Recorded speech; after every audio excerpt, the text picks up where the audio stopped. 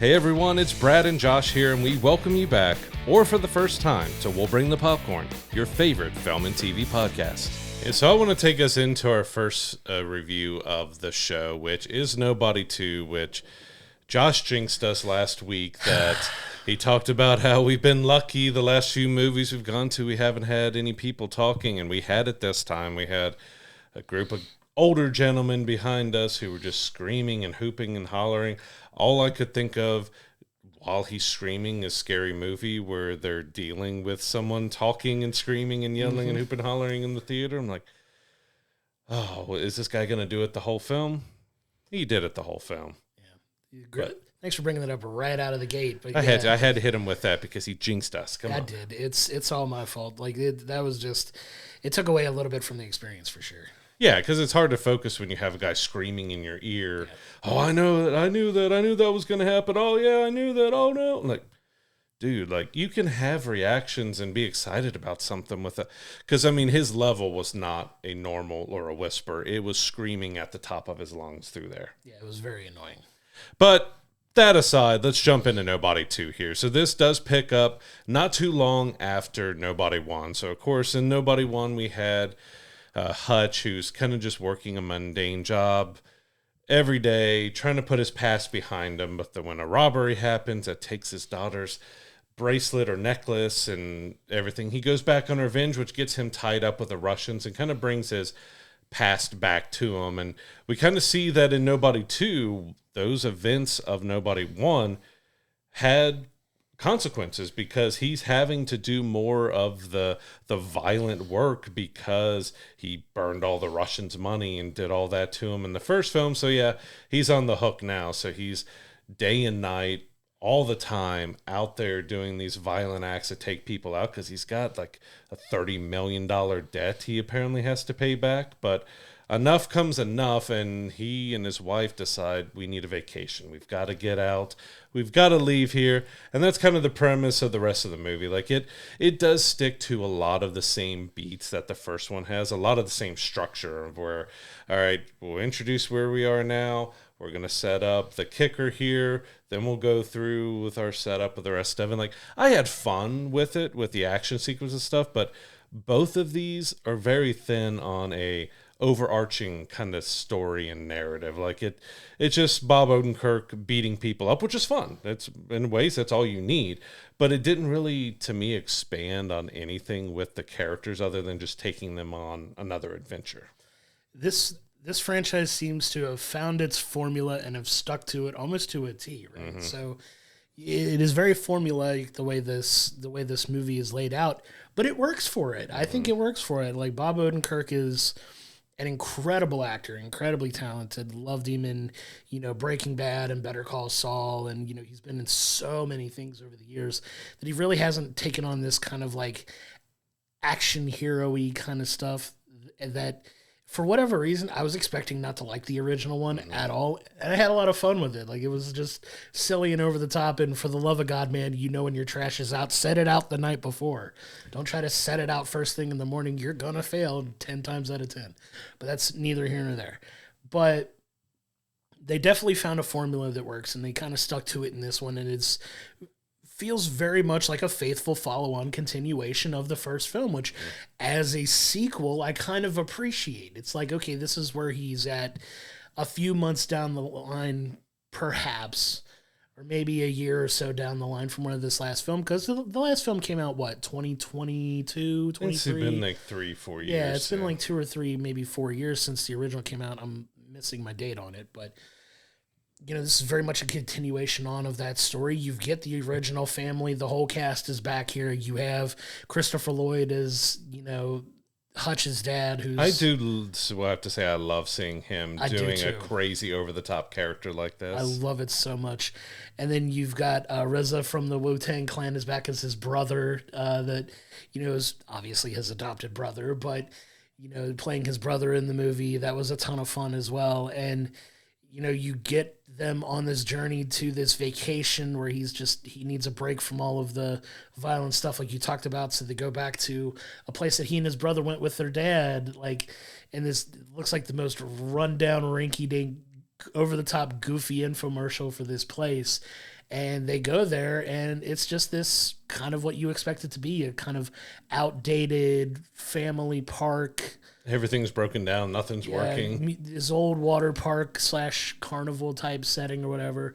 But you find out that there is, because of course there is, this illegal, this illegal syndicate working out of this town that's in the pockets of everybody from law enforcement to what have you. And in the most absurd way possible, this literally all starts with him getting attention drawn to himself because he's reminiscing in a hot dog restaurant with his family looking for a meal, and he's just staring off, and the man sitting where he was staring at just happened to be the sheriff of the town, played by Colin Hanks, who is just so silly in this movie too, is like this straight-laced corrupt sheriff, and it's just a silly movie that I just had fun with it. Like, going into these, you're not getting a deep plot, but the action's fun. It's silly when it needs to be, and it's over the top when it needs to be. And for whatever reason, I don't know why, it just works for me. It definitely went even more over the top than the first one did, because you've got samurai swords, you've got duck boats, you've got a bunch of craziness that happens. I had fun with it. It's one that I can go in, if I watch it again, to turn my brain off and just watch for action, because when it does the action sequences, it does it really well. Sure. The biggest problem for me with this film is everything outside of the action sequences, because it's kind of one note. Sure. That, the first film dealt with, Hutch and his wife are having some marital issues because they're just kind of stuck in a rut. Yeah. And when you pick up with here, we ended with the first movie that they've kind of decided to stay together even after they learned everything of Hutch's other life and everything. And they bring it here, and they're still having marital issues. They're still having problems, which you can see, but it's still kind of the same note as a first film with their marital issues. And the same thing goes for his relationship with his kids. It's still that same note that, he doesn't have a relationship with his kids. They don't see him. He's always working. He's always doing other stuff. So it didn't really, to me, give us any advancement on that. We get one little thing with his wife is in that almost kind of didn't make sense, because you've had two films of they just don't work. They're not having a relationship with each other, but she makes a decision at the end of this that's like, you didn't kind of lead us into anything that would make sense for her to make that choice. And that's the only thing, you don't have to have a big story, but it's hard when something like this is going to be compared to John Wick. It's very much kind of like a John Wick light.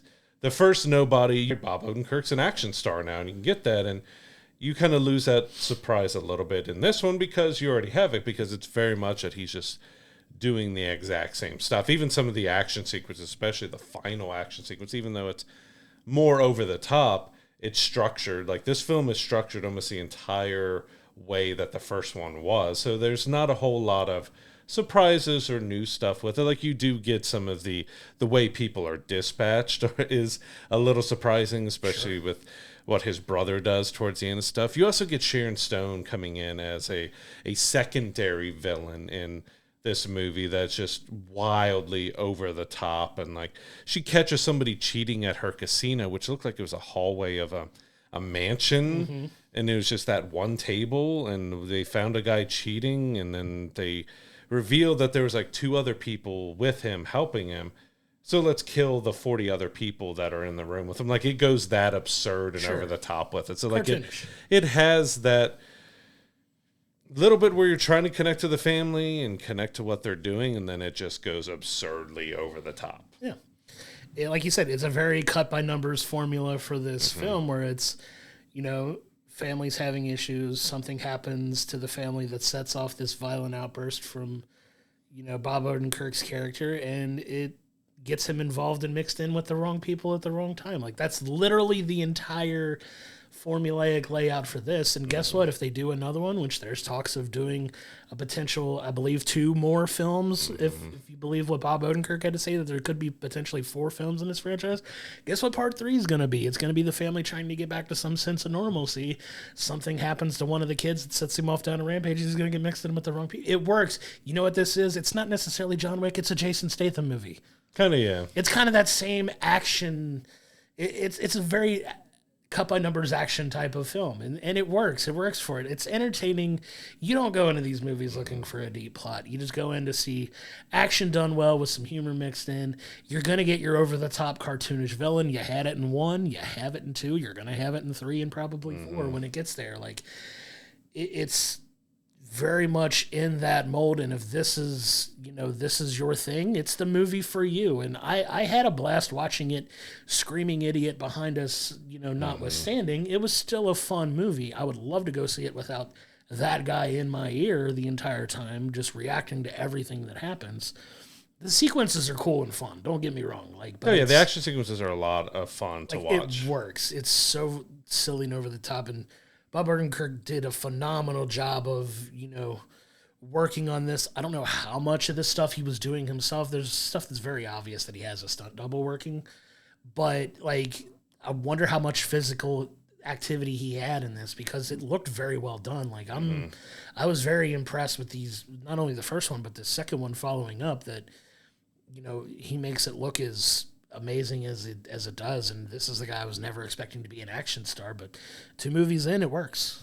Yeah, we had 2 movies back to back that featured hot dogs as being a key part of a story as well, because that's, as you said, that's what kind of kicks stuff off. They try to go to the water park to have fun, but it's shut down right now because there was an accident. So here's a free coupon for hot dogs, and they go eat the hot dogs. But he's reminiscing, and even got in towards the end when they're showing some photos from their vacation and stuff. It's Bob covered in mustard and eating the hot dogs and everything. It's it's fun and quirky. I do think part of my nitpicking picked up more as I was getting annoyed because of that person in the theaters. But like I said, the action sequences are fun. If you're going in purely for action and have fun with the action, then you're going to have fun with this. And if you like the first Nobody, you should like this one as well. The biggest thing is if you're expecting anything to be escalated or different. I mainly brought up John Wick because you do kind of get the storyline behind who he is, that he was a guy who left this service. He tried to get out, but someone brought him back in, and you get the different layers of, there's all these different type of organizations inside this one organization. We still really have no backstory on exactly who Hutch was or what he was doing. We get hints that it might have been a government type of deep cover thing, but you don't really get much detail on exactly what he and because his dad was in the FBI, and you knew that, and that, this town was actually not a vacation for the dad. There was more going on back then, which he didn't know about, which there was also part of this movie, if they literally left at one point when the first incident happens, the movie's over with. Yeah, of course. He's like, no, I'm on vacation with my family. I'm sticking around even though they told me to skip town. Because it's also his personality. He just can't let things go. No. He has to be the one all right, yeah, you did this. Okay, yep, I'm going to walk away. Nope, I'm back. That's kind of the and there's literal scenes. Yeah, that's kind of the central part of his character, right? He just doesn't have and he's very acknowledging of that in the movie. So that's kind of the central point to his character. But yeah, it's just a ton of fun, man. You have a good time watching this. It's silly, over the top. I love the cast that they have in this, especially Bob Odenkirk. Christopher Lloyd is amazing in it as well. Colin Hanks love everything with Christopher Lloyd. Yeah, he's just a ton of fun, and him doing films like this at his age and just kind of leaning into some of the absurdity of it. I'm here for it. I'm here for it all day. And I like Connie Nielsen. She's, of course, great in Gladiator and other things, and she plays the wife in here. But I think she's been underused in both movies.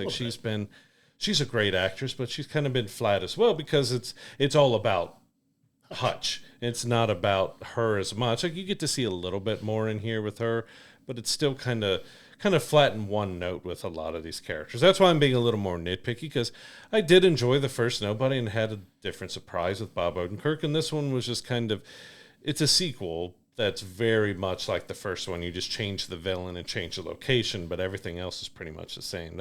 That's the knock I'm going to give it. If you want to go in and watch it for action, this is going to give you plenty of action to go have fun with. But past that, it's really ridiculous, over the top film. But you can have a lot of fun with that stuff. It's just they amped up the intensity of the violence and everything in here too, because you've got some really graphic kills and things that happen in this movie.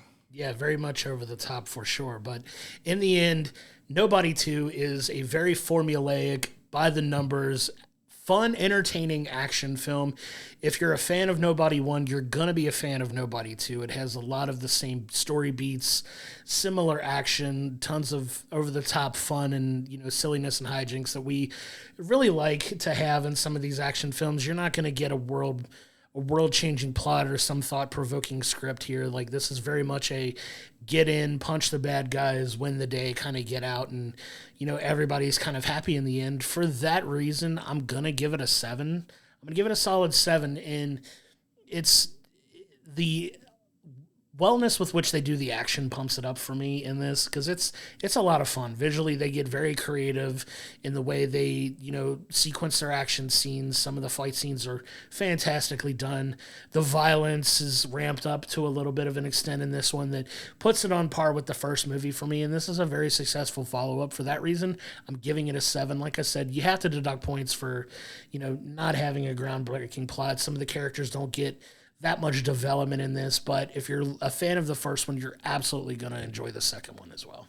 I'm going to take it down just slightly below you to 6.5, just because, as I said, and you've mentioned as well, it's very flat. It's very formulaic. Like, it just copies what they did in Nobody 1, change the location, change the intensity of the violence and whatnot, which can work. But at the same time, it's not really bringing much new to it. We don't get much advancement with our characters. Stories, really, we get Hutch in a place that kind of didn't make sense exactly why he was in debt and everything else based on what he did in the first one. But the action sequence is what saves it from being just a completely kind of terrible movie. Bob Odenkirk is great. Christopher Lloyd is great. But you're going in to watch the action. Don't go in expecting a deep story or getting any more depth that we didn't get in the first one. It's not giving that. It's just giving you over-the-top action. If that's what you're going for, then you're going to have a lot of fun with what it does with the action. It has some great set pieces in there, but it's also very even more over-the-top than the first one did. But that can be a lot of fun. But, yeah, 6.5 is where I fell on it, just because it lost a lot because it just was just too cookie cutter, copying the first one over and just changing a few scenes. Yeah, for sure. It definitely was a little silly with the whole he's significantly in debt because he burned all of the bad guys' money, but his handlers are now all of a sudden like, hey, you're on the hook for all this money. I'm like, that's not always how the Russians should be on the hook. Like, yeah, but taking that out and taking that aside, like it sets up for what could potentially be another fun film, like beyond that, because it does literally start the exact same way and end literally the exact same way as the first movie, where you have the scene where he's looking all beat up. Shout out to the wolf in this one, just to have, apparently he's, in the John Wick vein, he's got a dog that he's attached to now, but, or in this case, a wolf. But,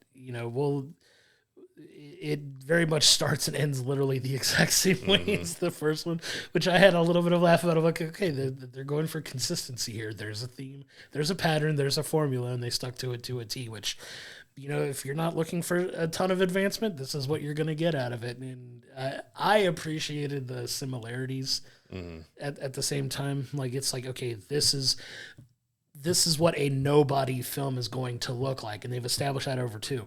If they switch it up for 3, I'm going to crush it for not doing the exact same thing. So stay tuned for when Nobody 3 comes out. I'm excited to watch it, of course, and when eventually that gets made and comes out. But like, if they don't do that same formula, I will trash part 3. So we'll see what happens when that comes out. That's the hard thing. Like, if they change it up too much, then you're going to be mad, but if they don't change it enough, then you can also be upset with it. It's a lose-lose situation. But as you said, it is literally the exact same. They change minor details, but it opens and closes in the exact same way. Yeah. The last fight is a copy of the last fight. Yeah. Like, everything is like, all right, we did this in the first one. Well, we'll do it here, but we'll change this. Same but slightly different. So it's definitely sticks closer to guns. Like, you can have, as we've seen with other action films, where they stick to very similar because this is what you're going to expect out of it. Sure. But they give us a lot more depth. This is not going for depth or, a deep, solid storytelling with it. It's just, we know you like this from the first one. We're just going to repeat it to a T we're gonna Yeah, repeat it. it was so fun. But yeah, if you're into these type of action films, this is one definitely worth going and checking out in the theaters for sure. It's a ton of fun. Hopefully you don't get a loud big mouth fool behind you kind of trying to take away the experience from you. But outside of that, I still had a lot of fun watching this. Yeah, so Nobody 2 is in theaters now. Go check it out if you enjoy a good action flick to go. Like our scores are a little lower, but what it did right was the action. So if that's what you want to see and you want a big action spectacle on screen, this will give you plenty of action to enjoy. For sure. To find all of the episodes of We'll Bring the Popcorn, go to our YouTube page, hit the like and subscription button so you're getting our episodes when they drop each and every Monday. If you're listening to us in the audio room on any of the podcasting platforms that we're on, please don't forget to give us a 5-star review. It really helps elevate the profile of the show. And don't forget to go to willbringthepopcorn.com, where it has all of our archive videos, all of our social media information, as well as our merch store, so you continue to support the show in that way. We cannot thank you enough for your continued support.